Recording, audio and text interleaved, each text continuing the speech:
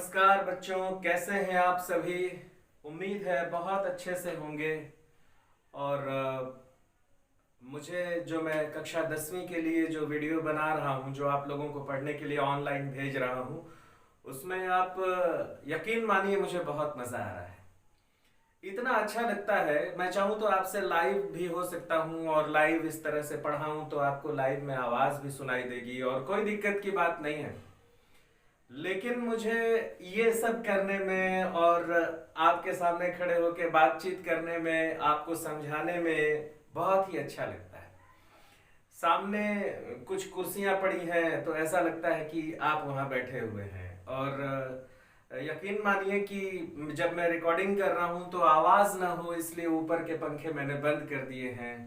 और इस कमरे में कहीं कोई एसी नहीं है, बिल्कुल सामान्य सा कमरा है। और आवाज ना गूंजे इसलिए मैंने पर्दे टांग रखे हैं अगल बगल में। किसी दिन मैं आपको दिखा दूंगा। और अभी जब मैं रिकॉर्डिंग कर रहा हूं, जब मैं आपसे बातचीत कर रहा हूं, तो 7:40 हो रहे हैं बच्चों। तो बहुत गर्मी है, आप देख रहे होंगे। लेकिन जब मैं आपसे बातचीत करने लगता हूं और जब मैं आपको पढ़ाना शुरू करता हूं तो मैं सब कुछ भूल जाता हूं। फिर लगता है कि आप हैं और मैं हूं, आप पढ़ रहे हैं और मैं आपको पढ़ा रहा हूं।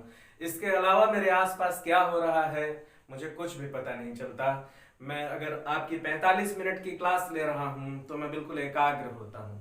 और आपसे भी मैं यही उम्मीद करता हूं बच्चों की जब आप 40-45 मिनट का ये वीडियो देखें तो बिल्कुल इसे ध्यान से देखें, इसे इस तरह से समझें कि फिर इसे दोबारा देखने की जरूरत ना पड़े। खूब अच्छे से समझिए, पाठ खूब बढ़िया से समझ में आ जाएगा। और परीक्षा में जैसा कि मैंने बताया कि कृतिका से 5 नंबर के सवाल आते हैं हर बार, तो वो आपका पक्का हो जाएगा। तो मैं पाठ शुरू करूं और अब ज्यादा समय नहीं लेते हैं, सीधे पाठ पे आते हैं। मैं पढ़ता हूं, आप सभी मिलाइए। एक बात और, हमेशा की तरह इस बार भी बहुत सारे बच्चों के रिस्पांस आए हैं, लेकिन हर वीडियो में नाम नहीं लिया जा सकता। इसलिए आप सब बहुत अच्छा कर रहे हैं, मन लगा के पढ़ रहे हैं। Keep it up.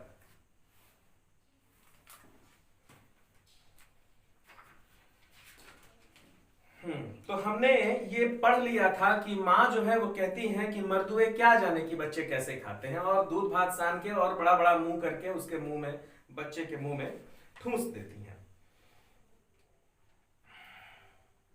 और यहां तक हम पढ़ लिए थे। पृष्ठ क्रमांक 4, पेज 4 आप निकालिए। और जो उसका दूसरा पैराग्राफ है कि काठ का घोड़ा लेकर हम नंग धड़ंग बाहर निकल जाया करते थे, ये जो दूसरी लाइन है यहां के बाद से, यहां से पढ़ना शुरू कर रहा हूं। 4 नंबर पेज है, यहां से आप मिलाइए।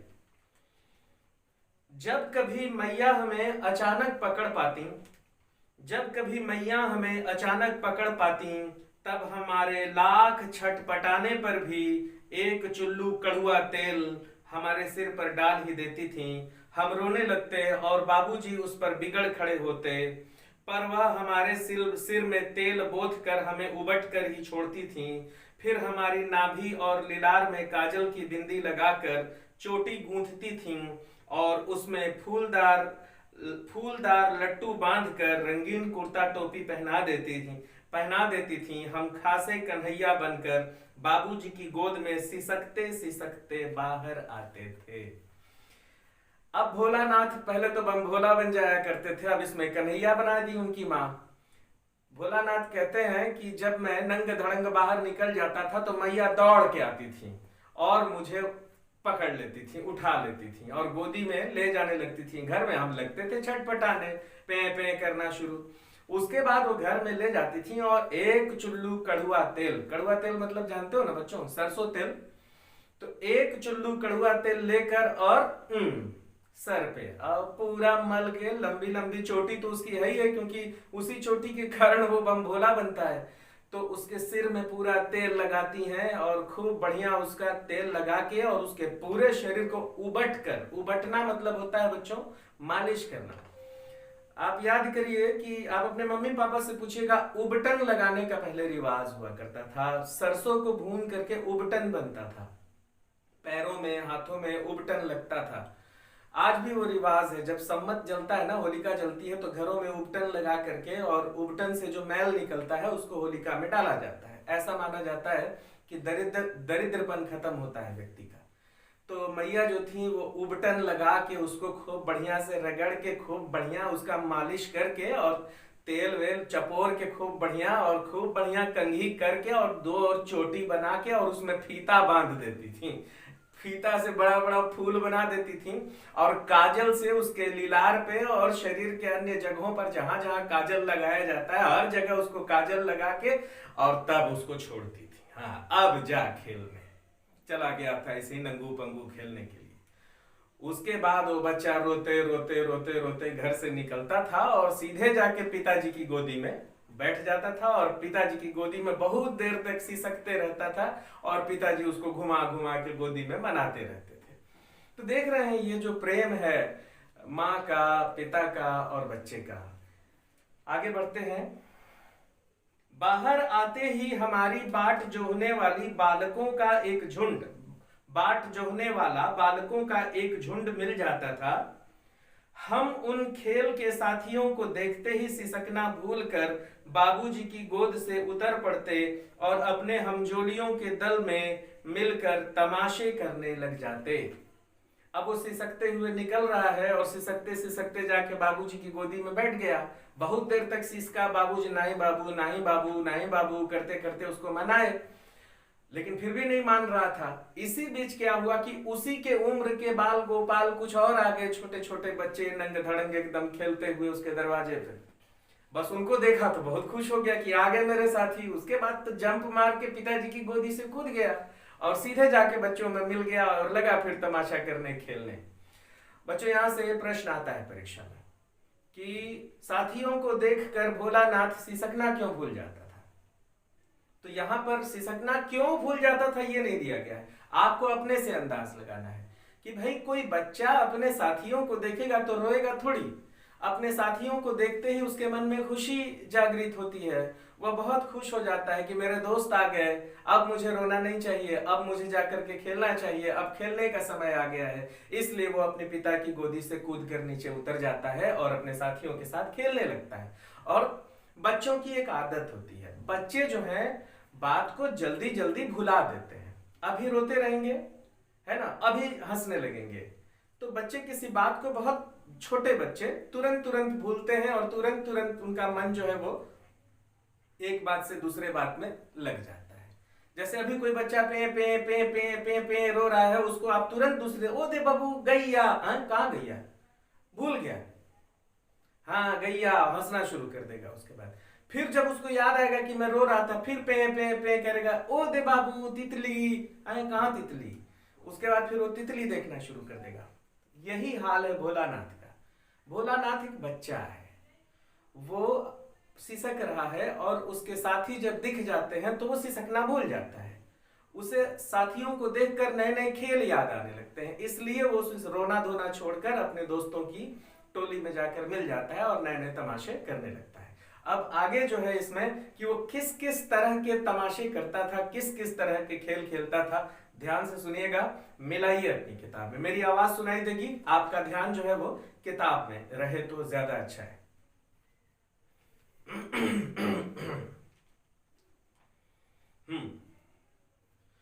तमाशे भी ऐसे वैसे नहीं, तरह तरह के नाटक। चबूतरे का एक कोना ही नाटक घर बनता था। बाबूजी जिस छोटी चौकी पर बैठकर नहाते थे वही रंगमंच बनती थी। रंगमंच मतलब होता है स्टेज। उसी पर सरकंडे के खंभों पर कागज का चंदोबा, चंदोबा मतलब होता है टेंट का, है ना, कागज का चंदोबा तान कर मिठाइयों की दुकान लगाई जाती। उसमें चिलम के खोचे पर कपड़े के थालों में ढेले के लड्डू, पत्तों की पूड़ी कचौड़ियां, गीली मिट्टी की जलेबियां, फूटे घड़े के टुकड़ों के बताशे आदि मिठाइयां सजाई जाती। ठीकरे के बटखरे और जस्ते के छोटे छोटे टुकड़े के पैसे बनते। हम ही लोग खरीदार और हम ही लोग दुकानदार। बाबूजी भी 2-4 गोरखपुरी पैसे खरीद लेते थे। क्या खेल खेल रहे हैं देखिए। ये उत्तर प्रदेश का एक गांव है बच्चों। उत्तर प्रदेश के गांवों की पहले तो ये समझ लीजिए कि जहां वो खेल रहा है वो जगह कैसी है। उत्तर प्रदेश के गांवों के जो घर होते हैं उनकी विशेषता है कि घर के बाहर चबूतरा होता है, ऊंचा जगह होता है, और वही शाम के समय कुर्सी निकाल कर लोग वहीं पर बैठते हैं, तो वही चबूतरा है। उसी चबूतरे के एक कोने में बच्चे जो है वो बाबूजी जिस चौकी पर बैठ के नहाते थे उस छोटी चौकी को वो लोग स्टेज बना लेते थे, और उसी पर जो सरकंडा, सरकंडा एक तरह की घास होती है, मतलब उसमें पतले पतले डंडे होते हैं, उसको तोड़ के और चौकी के चारों ओर डंडे बांधकर उस पर ऐसे सुतली से धागा बांध के उसमें कागज लटका के उसको टेंट बना लेते थे और उसमें सजा लेते थे दुकान। और दुकान में क्या बेच रहे हैं, तो पत्ते सजा लेते थे, भैया ये पूड़ी है ना, तो एक तरफ जो है कंकड़ के टुकड़े रख दिए, भैया ये क्या है, ये लड्डू है। अच्छा, फिर उसके बाद एक जगह टूटे फूटे जो घड़ा जो टूटा फूटा रहता है तो उसके टुकड़े रख दिए, भैया ये क्या है, बताशा है। बताशा जानते हो ना, मिठाई है एक तरह का। चिकने चिकने पत्थर रख दिए, भैया ये क्या है, चॉकलेट है। मतलब कि भोलानाथ की दुकान में हर चीज मिल रही थी, कंकड़ का लड्डू, पत्तियों की पूड़ी, टूटे फूटे घड़े के बताशे, और न जाने तमाम क्या क्या चीजें। तो परीक्षा में ये सवाल आ सकता है कि बच्चे जब दुकान खेलते थे तो किन किन चीजों के सामान रखा करते थे, तो आप थोड़ा यहाँ ध्यान दीजिएगा।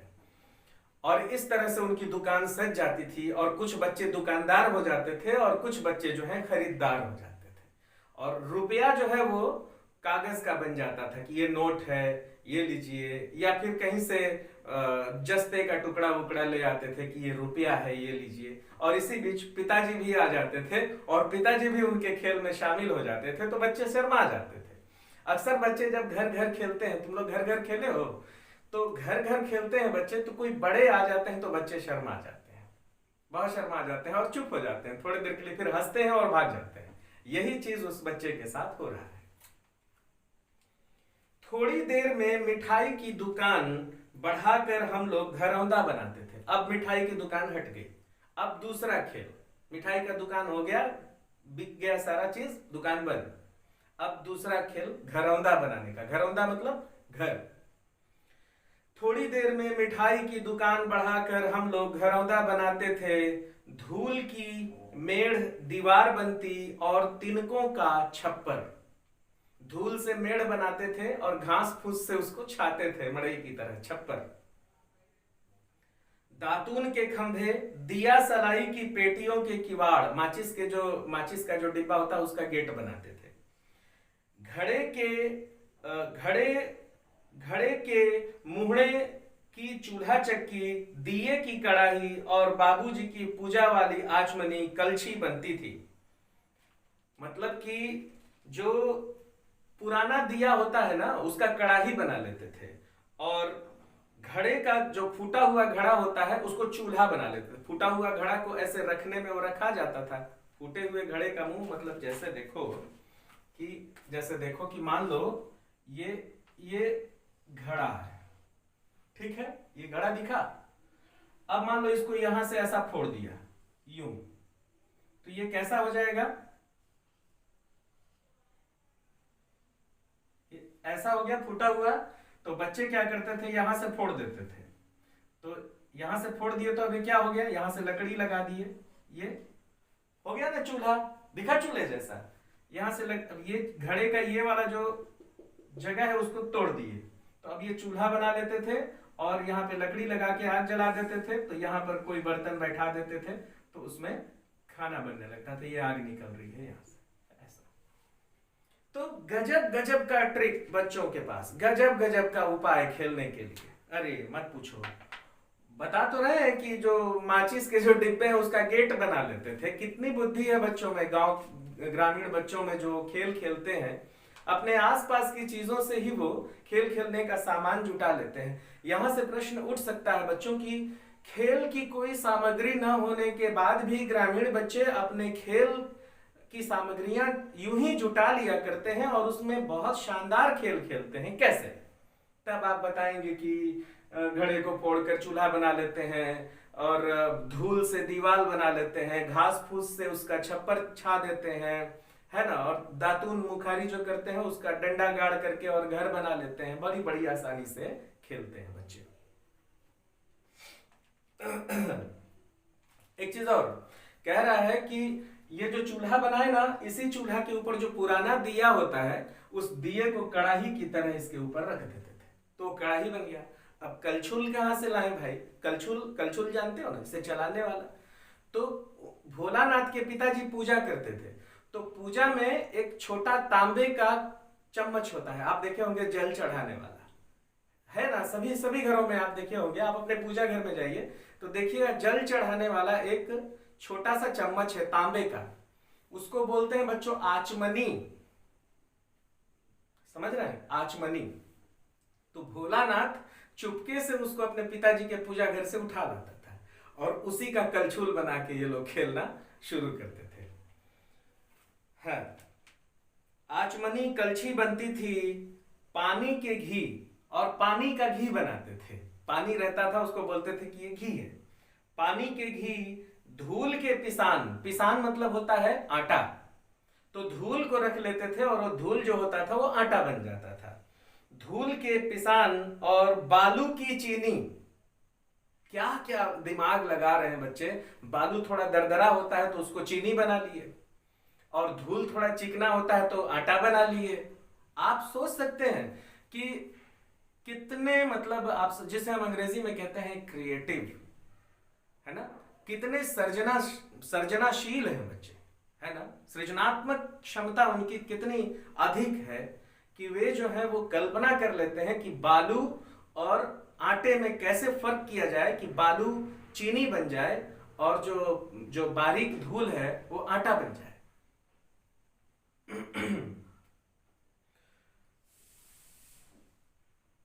और बालू की चीनी से हम लोग ज्योनार तैयार करते थे। ज्योनार मतलब होता है बच्चों भोजन, भोजन तैयार करते थे।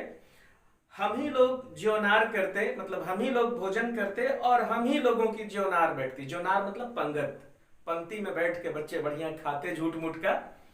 और जब पंगत बैठ जाती थी तब बाबूजी भी धीरे से आकर पांत के अंत में जीमने के लिए बैठ जाते। जीमने मतलब खाने के लिए। तो आप देख रहे हैं कि भोलानाथ लोग पहले भी दुकान लगा के खेल रहे थे, उसमें भी बाबूजी आ गए। और जब ये घर घर खेल रहे हैं, खाना बैठा है, पूरा जो पंक्ति बैठी हुई है, पात बैठी हुई है, उसमें धीरे से बाबूजी आते थे और आकर के बैठ जाते थे। हाँ भाई हम भी खाएंगे, बस बच्चे लजा जाते थे और फिर सब छोड़ के वहां से भाग जाते थे। तो वो जीवने के लिए बैठ जाते थे। उनको बैठते देखते ही हम लोग हंसकर और घरौंदा को बिगाड़ कर भाग जाते थे। बच्चे उठते थे, सब बिगाड़ते थे और वहां से भाग जाते थे, शर्मा जाते थे। वह भी हंसते हंसते लोटपोट हो जाते और पिताजी भी हा हा हा हंसते हुए भयानक हंसते थे और लोटपोट हो जाते थे और कहने लगते, फिर कब भोजन होगा भोलानाथ, फिर कब भोज होगा भोलानाथ। पापा है अपने बच्चे से मजाक कर रहे हैं कि क्यों भोलानाथ, अभी ये जो भोज हुआ था, ये जो पार्टी हुई थी, वो अब कब होगी। और भोलानाथ वहां से लजा के भाग जाता था। अब देखिए तीसरा खेल क्या खेलते हैं ये लोग। तीसरा खेल देखिए, वो भी बहुत मजेदार है। इसमें देखिए बच्चों की जो सृजनात्मकता है वो कैसी है, उनकी जो सृजनशीलता है वो कैसी है।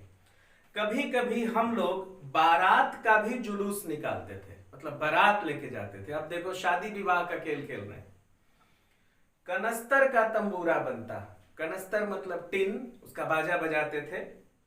अमोले को घिस कर शहनाई बनाई जाती थी। अमोला, अमोला क्या होता है जानते हो? जैसे हम, ध्यान से सुनना, अमोला क्या होता है, अभी तक पता नहीं सुने हो कि नहीं। जब हम आम खाते हैं ना, तो आम की जो गुठली होती है उसे हम मिट्टी में अगर फेंक देते हैं तो उस गुठली से आम का पौधा निकल जाता है, ठीक है, और वो गुठली दिखाई देता है। तो गांव के बच्चे क्या करते हैं कि उस पेड़ को ऐसे उखाड़ते हैं, जो छोटा पौधा जो अभी अभी आम के गुठली से निकला है उसको उखाड़ लेते हैं। तो गुठली जो होती है उसमें साबुत बची रहती है, तो ऊपर का जो हार्ड, उसका जो खोल होता है, कड़ा खोल, उसको निकाल के बच्चे फेंक देते हैं। और अंदर से ऐसे ऐसा एक निकलता है, जो चने को तोड़ो तो दो पार्ट में नहीं टूट जाता है, वैसे आम की गुठली को तोड़ोगे तो दो भाग में से बढ़ जाता है। तो बच्चे क्या करते हैं कि ये जो दो भाग में बढ़ जाता है तो बीच में पत्ता लगा देते हैं, एक ऐसे लिया भाग, उसके ऊपर एक पत्ता लगाया और उसके ऊपर दूसरा पार्ट रख के, और जब फूंकोगे तो पौ ऐसे बजता था।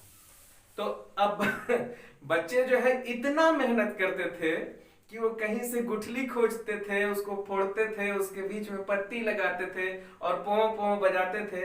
एक जन जो है वो कनस्टर पीट रहा है, एक जन पों पों उसको बजा रहा है, और बारात निकल गई। सोचो किस तरह से खेल रहे हैं। हाँ, तो अमोले को घिस कर शहनाई बजाई जाती, टूटी चूहेदानी की पालकी बनती। ये लो, पालकी भी है इनके पास। चूहादानी देखे हो ना, चूहा पकड़ने वाला जो डब्बे जैसा होता है जाली का, उसको ये लोग पालकी बनाते थे। चूहेदानी की पालकी बनती, हम समधी बनकर बकरे पर चढ़ जाते थे। भोलानाथ समधी बन जाता था। समधी जानते हो किसको कहते हैं?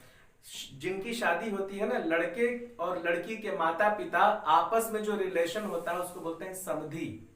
तो भोलानाथ समधी बनता था। भोलानाथ की शादी नहीं होती थी, भोलानाथ समधी बनता था। और किस पे बैठ के आता था? बकरे पे। कभी बकरे पे बैठने का मजा लिए हो? कभी नहीं लिए? अच्छा, ठीक है। तो हम समधी बनकर बकरे पर चढ़ लेते और चबूतरे के एक कोने से चलकर, बताया था ना कि घर के सामने चबूतरा होता है, तो चबूतरे के एक कोने से बारात चलती थी और दूसरे कोने पर पहुंचती थी। तो चबूतरे के एक कोने से चलकर बारात दूसरे कोने में जाकर दरवाजे लगती थी। वहां काठ की पटरियों से घिरे गोबर से लिपे आम और केले की टहनियों से सजाए हुए छोटे आंगन में कुल्हिए का कलसा रखा जाता था। वहीं पहुंचकर बारात फिर लौट आती थी। लौटने के समय खटोली पर लाल ओहार, ओहार मतलब होता है पर्दा, लाल ओहार डालकर उसमें दुल्हनिया को चढ़ा लिया जाता था। लौट आने पर बाबूजी ज्यों ही ओहार को उघार कर, मतलब पर्दे को उठाकर ओहार को उघार कर दुल्हन का मुंह निरखने लगते, त्यों ही हम लोग हंसकर भाग जाते। अब देखिए, इसको समझिए क्या कह रहे हैं भोलानाथ। भोलानाथ कह रहे हैं कि चबूतरे के एक तरफ से हम बकरे पर चढ़ जाते, एक बच्चा कनस्टर बजाता, एक बच्चा पोंपों बजाता, एक बच्चा जो है वो चूहे की चूहेदानी लेकर के पालकी बना लेता, और उसके बाद बारात जो है एक कोने से दूसरे कोने जाती। तो ये तो बारात की तैयारी है। अब जिस लड़की के घर बारात जा रही है उधर लड़की वाले हैं, माने चबूतरे के एक तरफ लड़की वाले अपना डेरा जमाए। तो वहां ये लोग क्या करते थे, खेल की तैयारी देखिए, तुरंत खेलते नहीं थे, पहले तैयारी करते थे। तो एक तरफ गोबर से लीप के और आम का पत्ता रस्सी वस्सी में बांध के और डंडा गाड़ के उसको सजाते थे। ये है घर, और इस घर में अब बारात आएगी। और जो गांव में मिट्टी के कुल्हड़ होते हैं उसका कलश बनता था, और उसको वहां कलश, बाकायदे कलश रखते थे। और फिर इधर से बारात आती थी और बारात वहां पहुंचती थी, और बाकी बच्चे माला वाला लेके बारात का स्वागत भी करते थे। और उसके बाद जो छोटी खटिया होती है उसको बोला जाता है खटोला, उस पे दुल्हन को बैठाते थे और उसको कपड़े से ढक देते थे, और खटिया को फिर उठा के और दुल्हन का विदाई करा के ले आते थे। इसी बीच बाबूजी की एंट्री होती है, और बाबूजी जो है वो दुल्हन का मुखौटा उठा के देखता है, अरे दुल्हन क्या हाल चाल है। बस सारे बच्चे जो है वहां से फिर भाग खड़े होते हैं। बाबूजी लजवा देते हैं बार बार, और बच्चे बार बार शर्मा जाते हैं। तो आप देखिए बच्चों की हर खेल में अंत में बाबूजी आते हैं, और बाबूजी को देखते ही बच्चे जो हैं वो शर्माते हैं और खेल को आधा अधूरा छोड़कर वहां से भाग जाते हैं। कल्पना करिए कि आप अपने घर में इस तरह से गुड्डा गुड़िया खेल रहे हैं। कभी आप खेले हो घर में, जो बच्चे अकेले रहे हैं वे तो दुर्भाग्य से इन सब खेलों का मजा नहीं ले पाए, लेकिन जो बच्चे, जिन बच्चों के घर के आसपास दो चार और बच्चे रहते हैं वो जरूर घर घर तो खेले ही होंगे। अब आगे थोड़ा टाइम देख लें, तो आगे बढ़ते हैं बच्चों। थोड़ी देर बाद, अब आगे का बात, थोड़ी देर बाद फिर लड़कों की मंडली जुट जाती, एक साथ इकट्ठा होते ही राय जमती की खेती की जाए। अब अगला खेल खेती बाड़ी। देखिए बच्चों, यहाँ पर थोड़ा आप गंभीरता पूर्वक ये कहीं नोट कर लीजिए कि प्रश्न आता है कि किस किस तरह के खेल भोलानाथ और उनके साथी खेला करते थे। तो फिर से आपको याद दिला दूं, सबसे पहले वो क्या खेलते थे? दुकान सजाते थे। दुकान सजाने के बाद फिर क्या करते थे बताइए? फिर वो घर घर खेलते थे, घर बनाते थे। फिर तीसरा खेल क्या खेलते थे? शादी विवाह का खेल खेलते थे, बारात निकालते थे। और ये चौथा खेल क्या खेल रहे हैं? खेती बाड़ी करना। ठीक है, तो कैसे खेती बाड़ी करते थे, क्या तरीका था, बड़ा दिलचस्प है, सुनिए।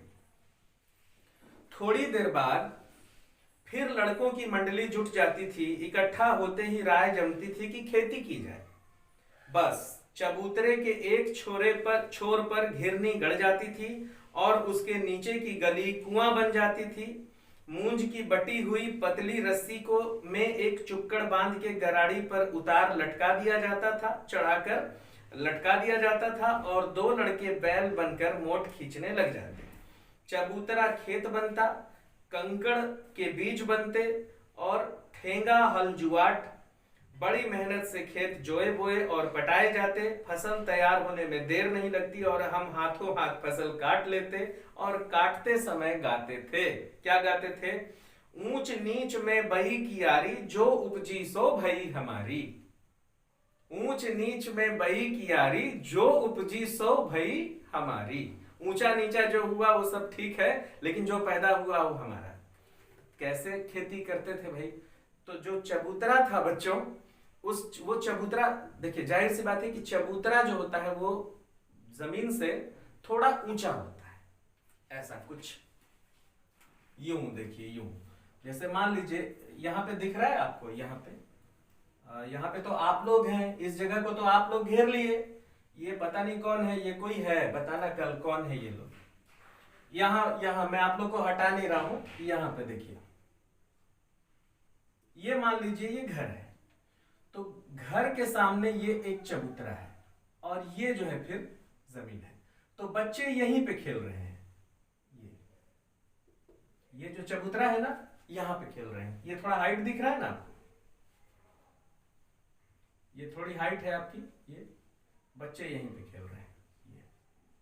ये तो भोलानाथ का कहना है कि ये जो चबूतरा है, यहां पर हम लोग ऐसे एक डंडा बांध देते थे और इस डंडे में एक और डंडा बांध देते थे और यहाँ पे दो बच्चे खड़े हो जाते थे ये, और यहाँ पर एक हम ऐसे रस्सी लटका देते थे और यहाँ पर हम लोग ऐसा ही एक छोटा सा घड़ा बांध देते थे। तो ये हमारा बन जाता था कुआं, और यहीं से हम पानी निकालते थे और खेती करते थे। और जो छोटे छोटे कंकड़ हैं उनका हम बीज बना लेते थे, और जो है हल जोतते थे लकड़ी से और झूठ मूठ का बीज बोते थे। और ये जैसा मैंने बताया, ये कुआं है, दो लड़के पानी खींचते थे और उससे हम अपना खेत सींचते थे। और थोड़ी ही देर में फसल पक जाती थी और थोड़ी ही देर में हम उसको काट भी लेते थे। मतलब लगभग आधे घंटे के खेल में बच्चे पूरा फसल बो लेते थे, उगा लेते थे और काट लेते थे। समझ रहे हैं आप लोग? इतना मजा लेकर के खेलते थे वो लोग। और क्या गाते थे? ऊंच नीच में बई कियारी। हमारी जो क्यारी है वो ऊंच नीच में है और इसके कारण जो कुछ भी पैदा हुआ सो भई हमारी। जो पैदा हुआ खेत में वो अब हमारा हो गया। अब आगे, फसल को एक जगह रखकर उसे पैरों से रौंद डालते थे, कसोरे का सूप बनाकर ओसाते और मिट्टी के दिए के तराजू पर तौल कर राशि तैयार कर लेते। तो जो फसल काटते थे उसको वो लोग तैयार करते थे, और कसोरा होता है मिट्टी का बड़ा बड़ा दिया होता है, उसको कसोरा बोलते हैं, ढक्कन जैसा। उसमें फसल को रख के ऐसे ऐसे उड़ाते थे, तो हवा में फसल उड़ता था तो गेहूं गिर जाता था और बाकी जो पुआल है वो आगे चला जाता था। उसको कहते हैं ओसाना। तो फसल को ओसाते थे और इस तरह से उसको साफ सुथरा करके, और ये सब झूठ मूठ का, कोई असली फसल नहीं, झूठ मूठ का घास फूस, खाली खेलते थे वो लोग। इसी बीच बाबूजी आकर पूछ बैठते, और फिर बाबूजी आ गए, कैसी खेती रही भोलानाथ? और फिर भोलानाथ और उसके साथी शर्मा कर वहां से भाग जाते थे।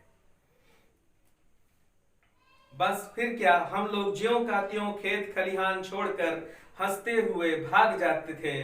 कैसी मौज मस्ती की खेती थी। ऐसे ऐसे नाटक हम लोग बराबर खेला करते थे।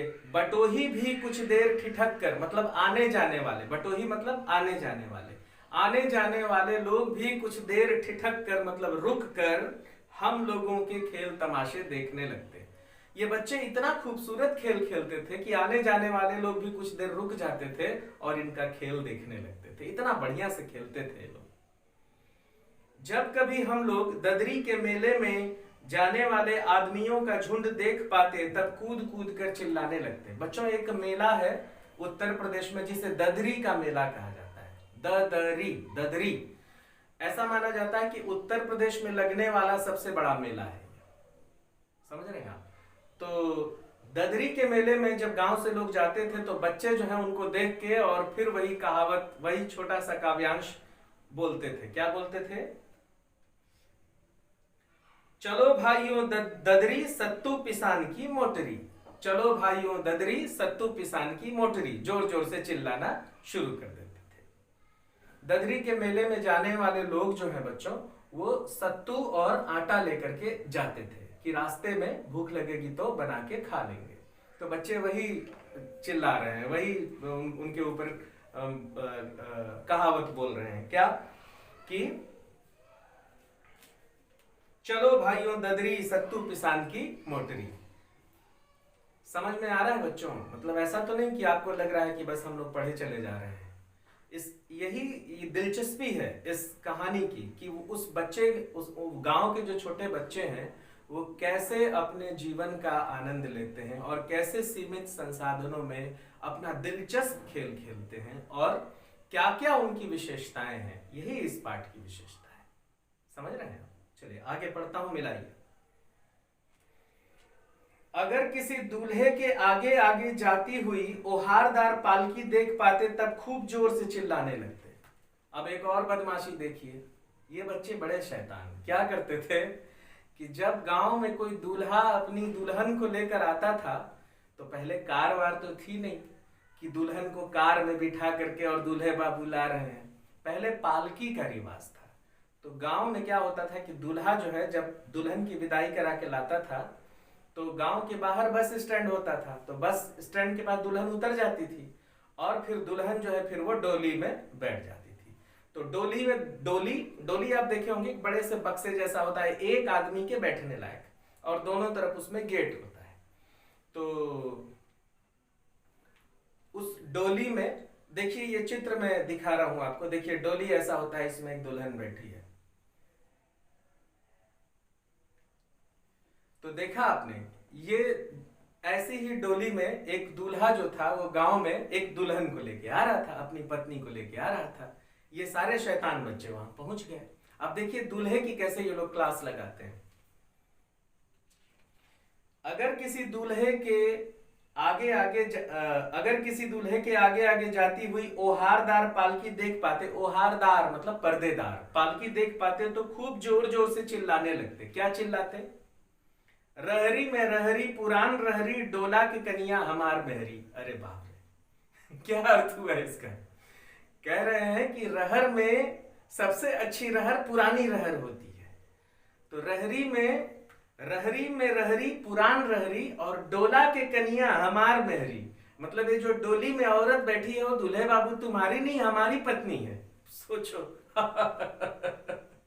डोला के कनिया हमार मेहरी, मतलब ऐ दुल्हे तुम भागो यहाँ से, ये जो डोली में तुम दुल्हन लेके आ रहे हो दुल्हन तुम्हारी नहीं है, हमारी मेहरी है। मेहरी मतलब पत्नी। तो ये हमारी पत्नी है, तुम्हारी नहीं है। और ऐसा खूब जोर जोर से चिल्लाते थे दूल्हे के सामने जाके, रहरी में रहरी पुरान रहरी, डोला के कनिया हमार मेहरी, रहरी में रहरी पुरान रहरी, डोला के कनिया हमार मेहरी। ऐसा करते हुए जब दूल्हा गुस्सा आता था मारूंगा, फर्र से सारे बच्चे वहां से भाग जाते थे। और जो बेचारी दुल्हन है वो तो डोली के अंदर बैठ के हाँ हंसती होगी बच्चों के ऊपर। इसी तरह एक घटना है, सुनो बहुत मजा आएगा। इसी पर एक बार बूढ़े वर ने हम लोगों को बड़ी दूर तक खदेड़ कर ढेले से मारा था। एक बार क्या हुआ, एक बुढ़े की शादी हुई तो बुढ़े को बच्चे ऐसा बोल दिए कि रहरी में रहरी पुरान रहरी, डोला के कनिया हमार मेरी, बस बुढ़ा बिगड़ गया। और बहुत दूर तक ढेला लेके कुदाया बच्चे लोगों को, और बच्चे जो है वो भागे। तो क्या घटना थी देखो। उस खूसट खब्बीस की सूरत आज तक मुझे याद है। न जाने किस ससुर ने वैसा जमाई ढूंढ निकाला था, वैसा घोड़ा मुहा आदमी हमने कभी नहीं देखा था। आम की फसल में कभी कभी खूब आंधी आती है। आंधी के कुछ दूर निकल जाने पर हम लोग बाग की ओर दौड़ पड़ते थे। वहां चुन चुन कर घुले घुले गोपी आम चाटते थे। एक दिन की बात है, आंधी आई और पट पड़ गई। आकाश काले बादलों से ढक गया, मेघ गरजने लगे, बिजली कौंधने लगी और ठंडी हवा सनसनाने लगी। पेड़ झूमने और जमीन चुमने लगे। हम लोग चिल्ला उठे, एक पैसा की लाई बाजार में छितराई, बरखा उधरे बिलाई। एक पैसा की लाई बाजार में छितराई, बरखा उधरे बिलाई। बिलाई मतलब भाग गई। तो कह रहे हैं कि एक दिन क्या हुआ कि बहुत तेज आंधी आई। अक्सर क्या होता है बच्चों, आंधी आता है ना, आंधी आती है ना, तो आम के जो पेड़ हैं उसमें आम टपकने लगते हैं। और बच्चे जो हैं आंधी के समय में घर में नहीं रहते। हम लोग घर में दुबक जाते हैं ना, गांव के बच्चे बागीचे में भाग जाते हैं कि अब आम टपकेगा और हम लोग आम बीनेंगे। तो बच्चे जो हैं चले गए आम बीनने के लिए, और खूब तेज अब बारिश हो रही है। तो बच्चे जो है वो फिर गाने लगे, क्या, एक पैसा की लाई बाजार में छितराई, बरखा उधरे बिलाई। मतलब बच्चों का ऐसा मानना था कि जब सारे बच्चे मिल करके ऐसा गाएंगे तो बरखा जो है, बारिश जो है वो उधर ही चली जाएगी। जा बरखा जा, जा बरखा जा, ऐसा करते हैं ना, तो बच्चे वैसा गाने लगे। लेकिन बारिश कहाँ जाने वाली। लेकिन बरखा न रुकी, बारिश कम नहीं हुई, और भी मूसलाधार पानी होने लगा और तेज बरसने लगा। और सारे बच्चे जो है बगीचे में खड़े हैं। हम लोग पेड़ों की जड़ से सट गए, पेड़ों की जड़ से धड़ से सट गए। मतलब पेड़ का जो तना है उससे हम लोग सट गए। जैसे कुत्ते के कान में अठई चिपक जाती है, जैसे कुत्ते के कान में जो कीड़े होते हैं चिपक जाते हैं, वैसे अठई एक कीड़ा होता है जिसके 8 पैर होते हैं, जुए से जरा बड़ा होता है, वो भी खून चूसता है, कुत्तों के कान में अक्सर चिपका रहता है। तो जिस तरह वो कीड़े कुत्ते के कान से चिपके रहते हैं, हम लोग उसी तरह पेड़ से चिपक गए, ऐसा कहना है। तो हम लोग धड़ से सट गए, जैसे कुत्ते के कान में अठई चिपक जाती है, मगर बरखा जमी नहीं, थम गई। लेकिन थोड़ी देर में बारिश रुक गई। बरखा बंद होते ही बाग में बहुत से बिच्छू नजर आने लगे। क्या होता है बच्चों कि जब भी खेत में दरार, जिस खेत में दरार होते हैं ना, गर्मी के दिनों में खेत में दरार फट जाते हैं, दरार में बिच्छू होते हैं। और जैसे ही बारिश होती है वो बिच्छू दरार से बाहर आ जाते हैं। और खास तौर पर काली मिट्टी के जो खेत होते हैं ना, वहां बहुत बिच्छू होते हैं। मेरा जो गांव है ना उत्तर प्रदेश में, वो काली मिट्टी वाला क्षेत्र है। और वहां तो मतलब आप समझ लीजिए कि आप पैर ऐसे रखेंगे तो कभी भी बिच्छू मार सकता है, आपको डंक मार सकता है। तो आपको हमेशा जूता पहन के रहना पड़ता है। तो बच्चे कह रहे हैं कि बरखा बंद होते ही बाग में बहुत से बिच्छू नजर आए। हम लोग डर कर भाग चले। हम लोगों में बैजू बड़ा ढीठ था। संयोग की बात, बीच में मूसन तिवारी मिल गए। बेचारे बूढ़े आदमी को सूझता कम था। बैजू उनको चिढ़ा कर बोला, बुढ़वा बेईमान मांगे करेला का चोखा। बहुत बदमाश थे। क्या किए, जब ये लोग इन बच्चों का जो ग्रुप है उसमें बैजू नाम का एक लड़का है, वो बैजू जो है वो एक बुढ़े को चिढ़ा दिया। मूसन तिवारी नाम था उनका। तो जब मूसन तिवारी वहां से गुजरे तो बैजू बोला, बुढ़वा बेईमान मांगे करेला का चोखा। ऐसा बोल के वो बुढ़े को चिढ़ा रहा है। और सारे बच्चे गाने लगे, हे बुढ़वा बेईमान मांगे करेला का चोखा। अब बुढ़ा बिगड़ गया। तो हुआ क्या, हम लोगों ने भी बैजू के सुर में सुर मिलाकर यही चिल्लाना शुरू कर दिया। भोलानाथ और सारे बच्चे, बैजू थोड़ा बड़ा था, बदमाश था, लेकिन बच्चों को नहीं मालूम था कि ये चिढ़ा रहा है। बस बच्चे भी सुर में सुर मिला के, एक सियार हुआ तो सारे सियार हुआ। तो हाँ, बुढ़वा बेईमान मांगे करेला का चोखा, सब चिल्लाने लगे। तो हुआ क्या, मूसन तिवारी ने बेतहाशा खदेड़ा।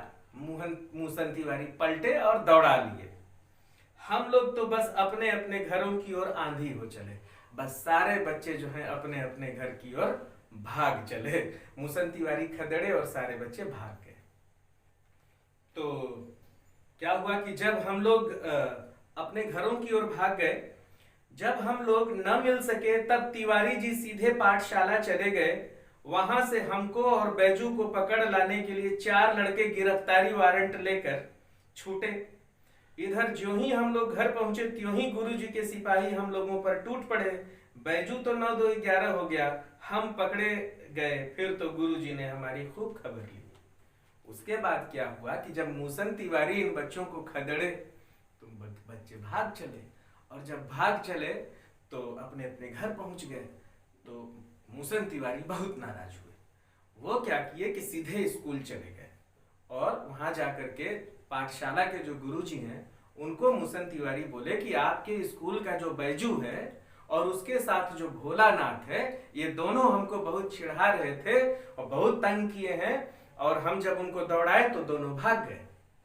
बस अब क्या था, गुरुजी बमक के फायर। गुरुजी अपने 4 सिपाही भेजे, मतलब अपने 4 छात्रों को भेजे, जाओ भोलानाथ और बैजू को पकड़ के ले आओ। चले मुस्टंडे बड़े क्लास वाले 4वीं 5वीं के बच्चे पकड़ के लाने के लिए। तो भैया बैजू तो भाग गया, बैजू होशियार था। भोलानाथ बेचारे पकड़े गए 5-6 साल के छोटू छटंकू, और उनको पकड़ के और स्कूल लाया गया। और स्कूल लाया गया तो गुरुजी भोलानाथ की सेकाई कर दी है, और भोलानाथ लगे रोने, पे पे पे पे। अब खबर पिताजी तक पहुंची तो पिताजी दौड़े दौड़े आए, गुरुजी से बड़ा क्षमा याचना किए। बच्चों देखिए, वो एक दौर था कि जब गुरुजी घर से उठवा लिए अपने लड़कों को भेज के भोलानाथ को। आज ऐसा संभव है? बताइए। घर से हम किसी को बुलवा सकते हैं, और उसके बाद गुरुजी भोलानाथ की अच्छी पिटाई भी की है। लेकिन समय थोड़ा बदल गया है। पहले जो गुरु थे, कबीर कहते हैं ना, गुरु कुम्हार शिष्य कुंभ है, गढ़ गढ़ काढ़े खोट, अंतर हाथ सहार दे बाहर मारे चोट। मतलब गुरु एक कुम्हार है और शिष्य जो है वो एक घड़े के समान है। जिस तरह कुम्हार घड़े के अंदर सहारा देता है लेकिन बाहर से चोट मारता है, और इसके कारण वो घड़ा जो है वो सुंदर बन जाता है, वही गुरु है। लेकिन आज गुरु का सहारा तो है, लेकिन गुरु की चोट खत्म हो गई है। तो बच्चों, इस पाठ को हम अब यहीं खत्म करते हैं, और अगले एपिसोड में, अगली कड़ी में इस पाठ को हम पूरा खत्म कर देंगे। लगभग खत्म होने को ही है, 1 से 1.5 पन्ने बचे हुए हैं, तो उसे हम पूरा खत्म कर देंगे। और अगर उस समय बचेगा तो 2-4 प्रश्नों पर हम बातचीत भी कर लेंगे। और तो आप अपनी कॉपी पूरी अच्छे से बनाइए, ईमानदारी से बनाइए, प्रश्नोत्तर लिखिए, और कविता है तो कविता का अर्थ लिखिए, है ना। तो इस पाठ को अब यहीं, इस कड़ी को अब यहीं समाप्त करते हैं। इतने देर आप सभी हमारे साथ रहे, मेरे साथ रहे, वीडियो को देखे, पसंद किए, आप सबका बहुत बहुत बहुत बहुत